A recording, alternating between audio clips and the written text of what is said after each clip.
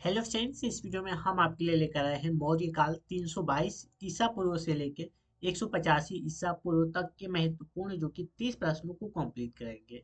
यदि फ्रेंड्स आप इस वीडियो को पूरा देख लेते हैं तो आपको परीक्षा में जो कि 5 से 6 नंबर पक्के हो जाएंगे इस वीडियो से। तो वीडियो इंपॉर्टेंट और सिलेक्टेड होने वाली है, तो वीडियो के अंत तक जरूर बने रहेगा। तो चलिए फ्रेंड्स, इस वीडियो को स्टार्ट करते हैं। फ्रेंड्स, यदि आपको हमारी वीडियो पसंद आएगी तो वीडियो को लाइक और चैनल को सब्सक्राइब करना मत भूलिएगा। आज का हमारा फर्स्ट क्वेश्चन है, इंपॉर्टेंट क्वेश्चन है। पहला क्वेश्चन दिया है क्वेश्चन, मौर्य साम्राज्य की स्थापना किसने की थी? तो जो मौर्य साम्राज्य की स्थापना किए थे, ये किए थे जो कि चंद्रगुप्त मौर्य के द्वारा मौर्य वंश की जो मौर्य साम्राज्य की स्थापना की गई थी। नेक्स्ट क्वेश्चन, सेकेंड नंबर प्रश्न है हमारा, अशोक ने श्रीलंका में बौद्ध धर्म का प्रचार हेतु किसे भेजा था? तो इसे ये भेजे थे जो कि महेंद्र और संघमित्र, जो कि दोनों भाई थे, इनको भेजा था। यानी ऑप्शन नंबर हमारा सी इस क्वेश्चन का राइट आंसर हो जाएगा। नेक्स्ट क्वेश्चन, थर्ड नंबर प्रश्न है हमारा, अशोक के शिलालेख को पढ़ने वाला प्रथम अंग्रेज कौन था? तो अशोक के शिलालेख को पढ़ने वाला प्रथम अंग्रेज जो था, जो कि जेम्स प्रिंसेप। कौन था? James Prinsep. यानी ऑप्शन नंबर हमारा इस क्वेश्चन का डी राइट आंसर हो जाएगा। नेक्स्ट क्वेश्चन, फोर नंबर प्रश्न है हमारा, सांची का स्तूप किसने बनवाया था? तो जो सांची का स्तूप बनवाए थे, यह बनवाए थे अशोक ने। किसने? अशोक ने सांची का स्तूप बनवाए थे। यानी ऑप्शन नंबर हमारा इस क्वेश्चन का एक करेक्ट आंसर हो जाएगा। आप देख सकते हैं, ये जो है तस्वीर, ये सांची का स्तूप है। इसे जो कि अशोक के द्वारा निर्मित किया गया था, यानी बनवाया गया था। नेक्स्ट क्वेश्चन, फाइव नंबर प्रश्न है हमारा, मौर्य कला या मौर्य काल का सबसे अच्छा नमूना कौन है? मौर्य कला, मौर्य काल का सबसे, यहाँ पर काल होगा, मौर्य काल होगा। मौर्य काल का सबसे अच्छा नमूना कौन है? तो यह है जो कि स्तंभ। स्तंभ मौर्य काल के सबसे अच्छे नमूने थे। नेक्स्ट क्वेश्चन, सिक्स नंबर प्रश्न है हमारा, भारतीय लिखने की कला नहीं जानते थे, यह किसकी युक्ति है? तो यह जो युक्ति है मेगास्थनीज की युक्ति है। किसकी? मेगास्थनीज की युक्ति है। नेक्स्ट क्वेश्चन हमारा दिया है, सेवन नंबर प्रश्न है, अशोक के बारे में जानने के लिए महत्वपूर्ण स्रोत है। तो अशोक के बारे में जानने के लिए आपको क्या पढ़ना होगा? तो ये शिलालेखों के माध्यम से आप अशोक के बारे में पता लगा सकते हैं, अध्ययन कर सकते हैं शिलालेख के माध्यम से। तो बी राइट आंसर हो जाएगा।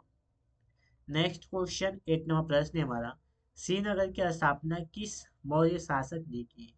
तो जो श्रीनगर की स्थापना किए थे, वो किए थे अशोक के द्वारा किया गया था। देखिए क्वेश्चन यूपीएससी के एग्जाम में 1997 में और 2007 में प्रश्न पूछा गया था।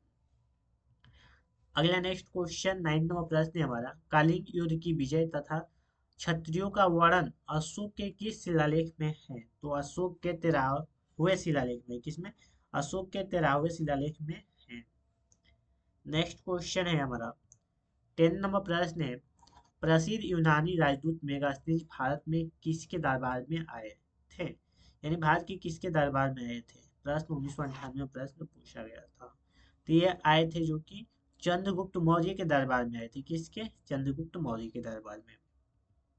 नेक्स्ट क्वेश्चन, 11 नंबर प्रश्न है हमारा, निम्नलिखित में से कौन सा राजा प्रायः जनता के संपर्क में रहता था? तो वह कौन से जो राजा थे जो जनता के संपर्क में रहते थे? तो वो रहते थे अशोक राजा रहते थे। अगला नेक्स्ट क्वेश्चन, 12 नंबर प्रश्न है हमारा, अशोक के अधिकांश अभिलेख किस भाषा व लिपि में है?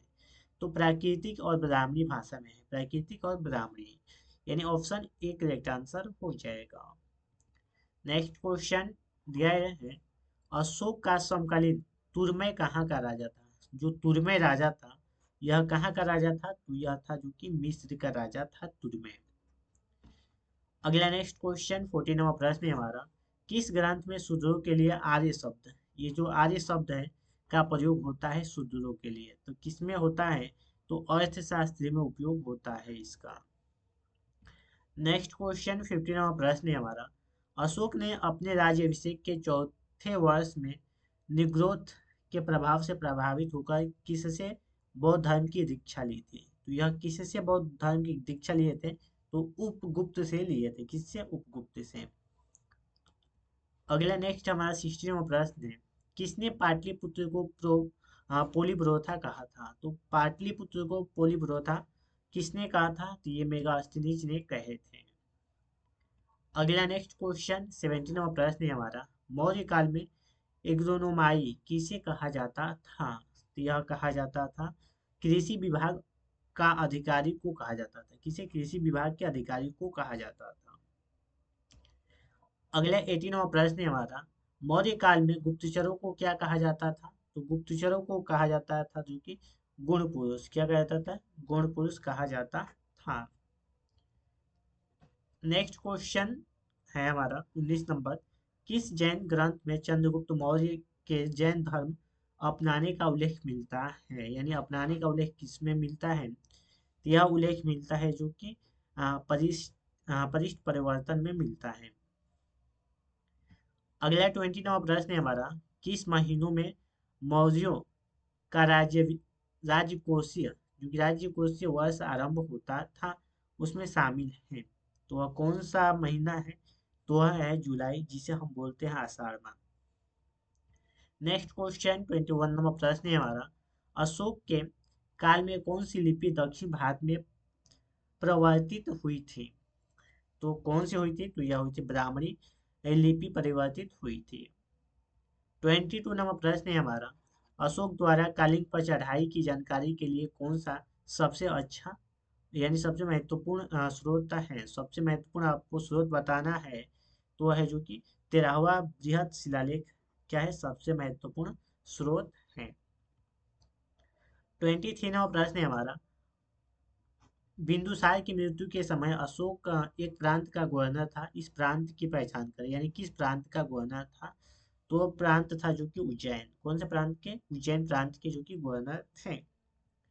नेक्स्ट क्वेश्चन दिया है 24 नंबर प्रश्न, किस शिलालेख में अशोक ने घोषणा की है कि सभी मनुष्य मेरे बच्चे हैं? किसमें घोषणा की है? यह घोषणा की है पृथ्वी कालिंग शिलालेख में घोषणा की है। नेक्स्ट क्वेश्चन 25 नंबर प्रश्न है हमारा, कौन सी घोषणा युद्ध और हिंसा के प्रति अशोक के आंतरिक दुख को स्पष्ट करता है?